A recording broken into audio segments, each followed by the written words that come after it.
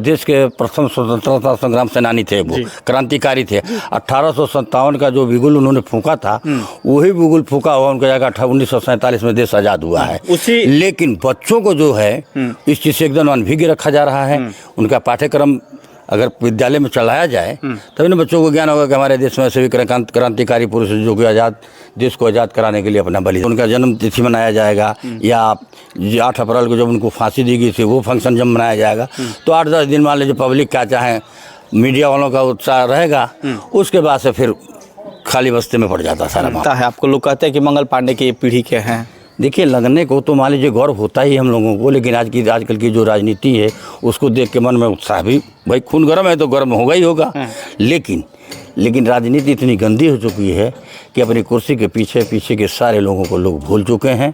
बस अपना उल्लू सीधा करने में सारे, जो भी सरकार आ रही, कोई पार्टी विशेष की बात मैं नहीं कर रहा हूँ, किसी भी सरकार का कोई विशेष ध्यान इस तरफ आकर्षित है ही नहीं। हम स्वतंत्रता सेनानी यानी मंगल पांडे के गांव और मंगल पांडे के घर हम लोग पहुंचे हैं। कहा जाता है कि मंगल पांडे की 5वीं जो पीढ़ी है अभी यहाँ पर है, और उन्हीं पीढ़ी का एक सदस्य है, मंगल पांडे जी के पूर्वज थे, जो ये घर है, अभी घर बन रहा है और स्मारक बना है मंगल पांडे के नाम पर। यहाँ पर कई विद्यालय, कई महाविद्यालय रखा गया है। गांव का कुछ मार्गों का नाम मंगल पांडे के नाम से रखा गया है। जो बलियाँ है वहाँ पर चौक चौराहा भी उनके नामों पर रखा गया है, और उनके 5वीं पीढ़ी के सदस्य हैं। 5वीं पीढ़ी के सदस्य 5वें हैं। क्या देखना चाहते हैं आज हम लोग जब गांव में रास्ते से आ रहे थे तो मैंने कई लोगों से पूछा, छोटे छोटे बच्चे से पूछा कि मंगल पांडे जी के घर जाना है, तो कोई नहीं बता पा रहा था कि मंगल पांडे जी थे कौन, आखिर उनका योगदान क्या रहा है, देश के कौन है। तो देखिए, अगर आजकल बच्चों को अगर उसके पाठ्यक्रम में अगर मंगल पांडे के बारे में इतिहास को नहीं बताया जाएगा तो बच्चे क्या जानेंगे। हम भी गवर्नमेंट से, सरकार से यही मांग करते हैं कि भाई हमारे देश के प्रथम स्वतंत्रता संग्राम सेनानी थे, वो क्रांतिकारी थे। 1857 का जो बिगुल उन्होंने फूंका था, वही बिगुल फूंका हुआ उनका जगह 1947 में देश आज़ाद हुआ है। लेकिन बच्चों को जो है इस चीज़ से एकदम अनभिज्ञ रखा जा रहा है। उनका पाठ्यक्रम अगर विद्यालय में चलाया जाए तभी ना बच्चों को ज्ञान होगा कि हमारे देश में ऐसे भी क्रांतिकारी पुरुष जो कि देश को आज़ाद कराने के लिए अपना बलिदान दे दिए। लेकिन इसको सरकार जो इस पर विशेष ध्यान दे नहीं रही है। कोई आज क्या कहना चाहते हैं सरकार से, विशेष तौर पर क्या कहना चाहिए? विशेष तौर पर यही कहना चाहिए कि देश के जितने भी हमारे क्रांतिकारी वीर सपूत, केवल मंगल पांडे की ही बात मैं नहीं कर रहा हूँ, पूरे देश के जितने भी 1942 के भी जो सेनानी लोग हैं, जो क्रांतिकारी हैं, जो शहीद पुरुष हैं, उनका कम से कम एक पाठ्यक्रम किसी क्लास में चालू करें ताकि आने वाली पीढ़ी उसको पढ़े और उसके बारे में जाने। हाँ, और यहाँ के लोग जो जब भी उनका शहादत दिवस आता है, फांसी दिवस जब आता है, तो लोग कार्यक्रम करने के लिए उस वक्त आते हैं यहाँ पे। इसके बाद कभी कोई लोग, देखिए, जब उनका जन्म तिथि मनाया जाएगा, या 8 अप्रैल को जब उनको फांसी दी गई थी वो फंक्शन जब मनाया जाएगा, तो 8-10 दिन मान लीजिए पब्लिक क्या चाहे, मीडिया वालों का उत्साह रहेगा, उसके बाद से फिर खाली बस्ते में पड़ जाता सारा मामला। फिर उसके बाद कोई नहीं पूछता कौन कौन था, क्या नहीं था। अरे कम से कम जिस समय उनको शहादत दी गई, फांसी दी गई, उस दिन को, जब दिन उनका जन्मदिन मनाया जाता है 30 जनवरी 1831 को, कम से कम बच्चों के बारे में अवगत कराना चाहिए। बच्चों को, स्कूल के बच्चों को उस दिन रैली बुला करके, स्मारक में अच्छी खासी जगह है, बैठा करके उनके बारे में बच्चों को प्रभात फेरी करावें, बतावें। लेकिन इस तरह का कोई भी तो बलिया के और यहाँ उत्तर प्रदेश के नहीं रहे, पूरे देश के सबसे बड़े नायक हैं। वो तो देश भर में कार्यक्रम होना चाहिए। वही हमसे मीडिया पूछती है कि आपके घर का नहीं, अब हमारे घर के नहीं रहे। जब जीवित रहते तो हमारे घर के थे, अब तो शहीद हो गए। वो तो पूरे देश के हो गए। वो तो पूरे देश के मंगल पांडे हैं, पूरे देश के क्रांतिकारी हैं। तो पूरे देश को उस बारे में जानकारी और उसका बच्चों को अनुसरण कराना चाहिए। इस बारे में कैसा लगता है आपको? लोग कहते हैं कि मंगल पांडे की पीढ़ी के हैं। देखिए, लगने को तो मान लीजिए गौरव होता ही हम लोगों को, लेकिन आजकल की जो राजनीति है उसको देख के मन में उत्साह भी, भाई खून गर्म है तो गर्म होगा ही होगा। लेकिन राजनीति इतनी गंदी हो चुकी है कि अपनी कुर्सी के पीछे के सारे लोगों को लोग भूल चुके हैं। बस अपना उल्लू सीधा करने में सारे, जो भी सरकार आ रही, कोई पार्टी विशेष की बात मैं नहीं कर रहा हूँ, किसी भी सरकार का कोई विशेष ध्यान इस तरफ आकर्षित है ही नहीं। क्यों ऐसा क्यों लग? अब क्या बताया जाए उनको, सरकार के बारे में क्या कहा जाए। मान लीजिए कि जो भी देश को आज़ाद कराया वो समझे कि हम ही कराए हैं।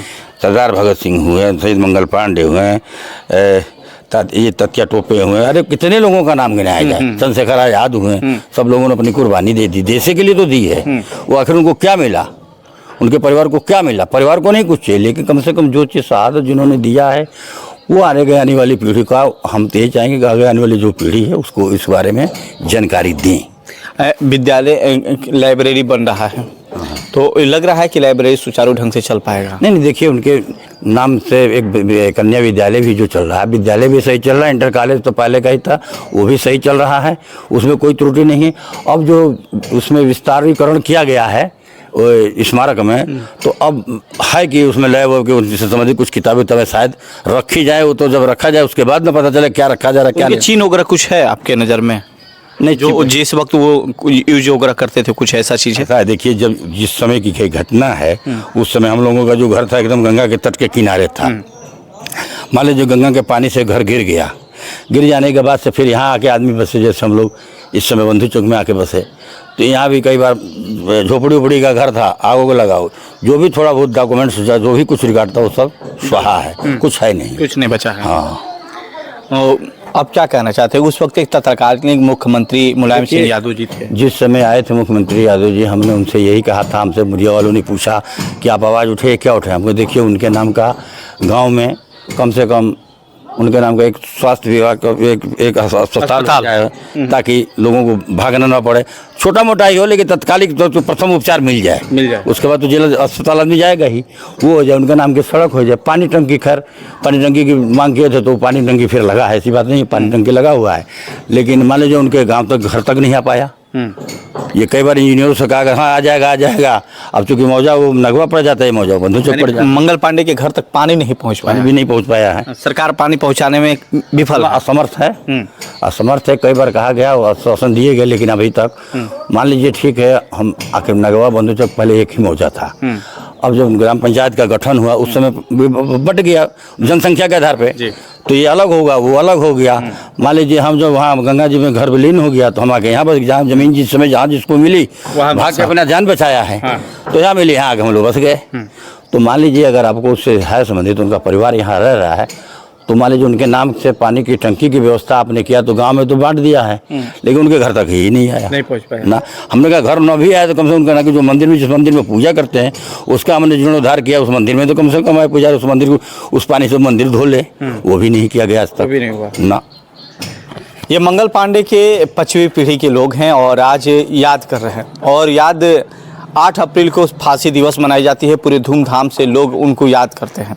आज ही के दिन वो चिंगारी जला था जो पूरे देश में अंग्रेजों को दांत खट्टा करने का सबसे बड़ा जरिया बना था। वो मंगल पांडे जिन्होंने लगातार अपने दम पर इस देश को आज़ाद कराने के लिए पहला बिगुल फूके थे। हम लोग पहुँचे उनके घर पर और दिखाने का प्रयास करेंगे कि क्या क्या आज उनके नाम पर बना है।